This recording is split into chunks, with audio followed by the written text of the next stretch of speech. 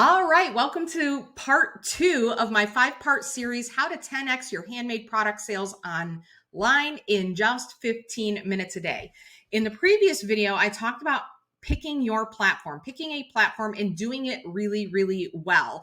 Rather than trying to be everywhere all at the same time, pick one platform to sell on and do it well. And in that video, I talked about how Facebook is the number one platform that I recommend that people start with because it's fast, and it's easy, and usually you're already familiar with it. So today I'm going to talk about the 5 steps to 10xing your sales on Facebook. So what are the 5 steps you have to take in order to start 10xing your sales using Facebook? So the first thing I want to get out of the way is I am not talking about Facebook Shops, and I am not talking about Facebook Marketplace. I get that a lot, that people are saying, so you're saying I need a shop? No, you do not need a shop. In fact, I don't really recommend Facebook Shops unless you link them to your website. That's a whole nother subject. And I've not found Marketplace to be really that successful, not in the way that most people use it. So what I am talking about here is really building a following of people who love you, who love your product, who want your product, who lean into you and say, please sell that to me. Versus you going out and trying to, like, you want to buy from me, you want to buy from me, you want to buy from me, you want to buy from me, because that never works on social media. So here are the 5 easy steps to get started making sales on Facebook and actually 10xing your sales on Facebook. So the very first thing you need is a Facebook business page. Now, a lot of people get confused at a Facebook group and a Facebook page, which is which. A Facebook page, a Facebook business page, is a place where you can talk about your business, and it's you talking to your audience. It's a place where you can post reels. You can also run ads from a business page, which is not really part of my strategy, but that's a good thing to have. A Facebook group is much more about building a community around an idea, and it doesn't work really well to build a group around a business name, right? So, one of the things I sell that I've sold for the last 20 years is my husband and I always manufactured and sold house rabbit toys. So and our business name is Happy Rabbit Toys. So having a Facebook group about Happy Rabbit Toys really doesn't make sense because people don't really want to talk about our toys. They want to talk about rabbits. So that would be a good group, but it would not be a good group to just talk about our products. In that case, we need a Facebook business page. And that's what everybody should at least start with, just a Facebook business page, not your personal account, not a group, but a Facebook business page. So that's number 1. We're going to use this page kind of like a little website and a social platform in order to connect with our customers and to make it easy for them to find us. Once you have an awesome, amazing Facebook page built that people are attracted to, then we're going to invite people to come like our page. Now, the very first thing you want to do when it comes to inviting is to invite your friends and family. Your friends and family are usually on your side. They want to see you succeed. And when you start making posts to your page, you need somebody to react to the post, and you need somebody to share the posts, to tag people in, so that you have access to their network of people. And the fastest, easiest way to do this, and something you should be doing right now, even if you already have a Facebook business page, you should go back and make sure you have invited everybody that you know to follow your page. Now, you may be thinking, like, I have people in my family I'm sure aren't interested. Let them make that decision. All you're doing is inviting. You may be surprised at who shows up on your page and starts supporting you, sharing your posts, tagging people, etc. When you invite them all.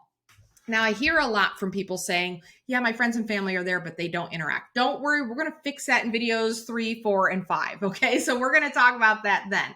But for now, we want to make sure that you have at least a core group of followers that are on your page that can, again, share, tag, etc., so that you can get out to more and more and more people. All right, so that's number 2. Number 3 is we're going to make engaging posts to this page. By engaging, I mean we're going to make posts that people are actually interested in. And again, we're going to talk about this more in videos 3, 4, and 5. But this is an essential step. If you simply make posts and you do not have an intention behind those posts other than I'm trying to sell something, you're not going to see a lot of engagement. You're not going to see your friends and family liking it, or other followers. If you already have other followers, you're not going to see them liking it. They're not going to comment. They're not going to share. And it really just kind of looks like a ghost town on your page, right? Nothing is really happening. It's super important that you make posts that they are actually interested in, that the people on the other side of the computer screen are saying, oh, that's cool, that's interesting, and it inspires them to comment on your post. So that's step number 3. We want to make posts that get people to pay attention and actually comment on our posts, because that takes us into step number 4. So when you actually get engagement and get people to comment on your posts, you then engage back with them. This is key. This is key. A lot of people miss this part. They'll make engaging posts and they never respond to the engagement that they get. So they'll get a comment like, "Ooh, I really love that," and they never respond to it. What makes social media work is the social aspect of it. Facebook is really focusing on trying to create conversations. And when you focus on building those relationships, you're going to see your page grow. Not just that, you're going to see your sales grow. Okay. So you're going to start conversations with people. And even if it's simply just responding to comments at first, that's what you're going to get. But eventually you're going to find somebody says, "Well, do you do that in blue? How can I order one? Where's your website?" You're going to get questions like that that you can then respond to and be able to make sales. I have had many clients actually go to $2,000 to $3,000 a month in sales without a website, without Etsy, without any of that, simply by making engaging posts and then talking to the people who engage with those posts. So that leads me to number 5. You may be thinking, if they don't have a website and they don't have Etsy, how on earth are they making these sales? And that is simply, and now if you have Etsy and website, that's fine. But if you don't, all you have to do is send a PayPal invoice, a Square invoice. Heck, you could even request payment via Venmo or accept payment via Venmo if they offer it. You do not need to send them to a website in order for them to buy. In fact, we have found that more people will convert into a buyer if you don't send them to a website and offer to send them an invoice instead, because they're making a bigger commitment there. They're kind of promising you that they're going to buy it. Where if you just send them to a website, they're like, "Okay, I'll go check it out." And then they're kind of, "Okay, I'll think about it later." So sending an invoice, once somebody has expressed interest and you've had a conversation with them and you've engaged and you've had a back and forth, and they say, "Hey, is that available?" And you say, "Why, yes, it is. I only have one left. And a lot of people are interested in it." And they say, "Well, I want it. I want it right now." I'm like, "Cool. Just send me your mailing address and your email and I'll send you out an invoice right now." And they say, "All right, great." They send you their information. You send them an invoice. Sale is done. You ship it. And that's it. Like, that's how easy this is. And the coolest part about this that I absolutely love is this is actually fun.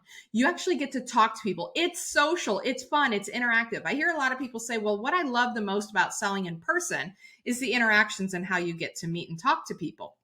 Well, those people have definitely not used my strategies on Facebook, because my clients say the exact same thing about Facebook. I love that I get to talk to people and that they have followers that are just absolutely over the moon about them and are recommending them, sharing their posts, tagging their friends. The page continues to grow and grow. More and more people come in. They get super engaged. They start tagging and sharing. And then the whole time you're having conversations with people and we're all having a good time and you are making money. Now, you might be saying, "Allie, I've tried the posting to Facebook. I think what I'm doing is engaging. I don't really know, but I just, nobody is seeing my posts. How am I going to get them to engage if nobody is seeing my posts? How can I even get past that step? How can I have those conversations in step 4 if nobody's seeing my post?" That's why you need to stick around for video number 3 in these series, where I'm going to talk to you about how to get the Facebook algorithm to love you. A lot of people think the algorithm is the boogeyman. It's not, it's actually your best friend. And we're going to talk about exactly how to turn it into your best friend and use it to grow your following and to make more money. I'll see you in video 3.